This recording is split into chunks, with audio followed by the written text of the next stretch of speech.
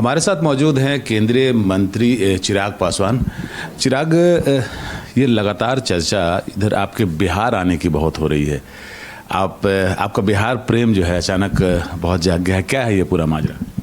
पहले तो ये स्पष्ट कर दूं, बिहार प्रेम मेरा अचानक नहीं जागा। मेरा राजनीति में आने का कारण सिर्फ और सिर्फ बिहार और बिहारी रहे हैं, और आप उन लोगों में से रहे हैं जो कि शुरू से इस बात को जान रहे हैं। कई बार चर्चा हम लोगों ने की, दिल्ली में रहा हूँ, बम्बई में मैंने काम किया, और जिस तरीके से वहाँ पे बिहारियों को कठिन परिस्थितियों में रहना पड़ता है, या कई बार उनको जिस तरीके से अपना अपमान का सामना करना पड़ता है, उनको गाली दी जाती है, उनके साथ मारपीट की जाती है, इन सारी चीज़ों को मैंने देखा।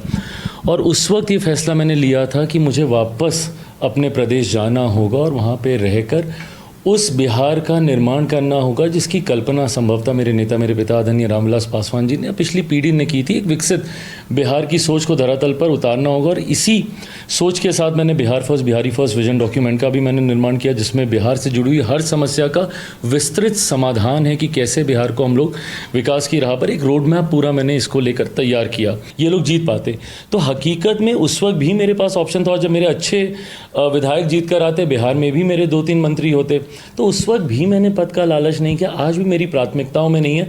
बस सरकारी एजेंडे के माध्यम से बिहार फर्स्ट, बिहारी फर्स्ट को धरातल पर उतारने की सोच के साथ आगे बढ़ रहा हूँ। बट एक चीज़ बताइए कि आपके समर्थकों ने आपका पोस्टर लगा दिया, नहीं, देखिए जब सवाल तो बनता है, आपका पोस्टर लगा दिया और आपने मना भी नहीं किया, आपने एक्सेप्ट किया उसको कि भाई आपके समर्थकों ने आपको मुख्यमंत्री के तौर पर प्रोजेक्ट किया, पटना की सड़कों पर आपका पोस्टर लग गया, एंड आपकी पार्टी की तरफ से उसको मना भी नहीं किया गया। तो मैं मानूं कि आपकी मौन सहमति थी? मौन सहमति की बात नहीं है। कई बार ना कार्यकर्ताओं की भावना इतनी प्रबल होती है कि आप चाह कर भी आप नहीं रोक पाते हैं।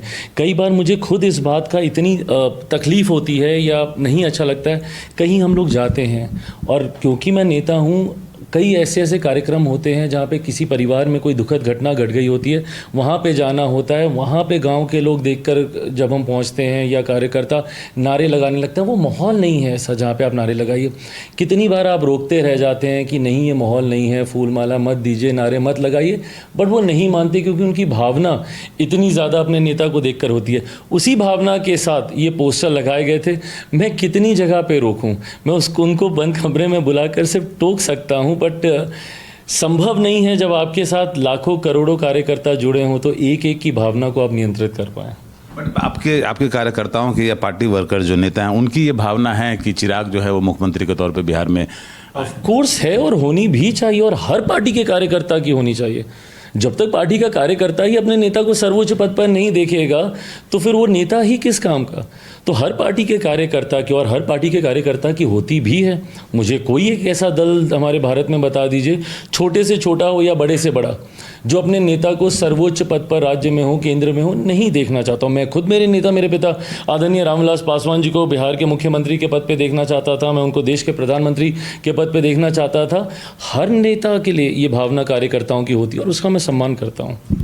लोग बोलते हैं, देखिए आपके ऊपर आरोप लगता है कि भाई आप युवा भी हैं, दलित हैं, आप केंद्र में मंत्री भी हैं, लेकिन आप इंडिपेंडेंट काम नहीं कर पा रहे हैं। आपको बीजेपी की प्रॉक्सी पार्टी बोलते हैं। लोग बोलते हैं कि आप बीजेपी की प्रॉक्सी पार्टी हैं। मेरे प्रधानमंत्री जी से जो मेरे संबंध हैं उसको लेकर कई बार ये सारी बातें कही जाती हैं, बट अगर मैं मानता हूँ जितनी स्वतंत्रता मुझे गठबंधन के भीतर कार्य करने को लेकर मिलती है, और मुझे लगता है जितनी प्रमुखता से मैंने अपने प्राथमिकता वाले विषयों को उठाने का काम किया। आज आप ये सवाल मुझसे पूछ रहे हैं, बट कुछ दिन पहले इसके विपरीत में मुझसे सवाल पूछे जाते थे कि आप तो गठबंधन की लाइन से एकदम अलग राह लेकर चलते हैं। जब लेटरल एंट्री की बात आती है तो आप अपनी सरकार के सामने ही खड़े हो जाते हैं। जब जाति आधारित जनगणना की बात आती है तो बीजेपी रुख साफ नहीं करती, बट आप उसको लेकर मोर्चा खोले रहते हैं। ऐसे कई विषय निरंतरता में आए, हिंदू मुस्लिम विवाद को लेकर आया, जहाँ पर मैंने बहुत अपनी स्पष्ट राय रखी है।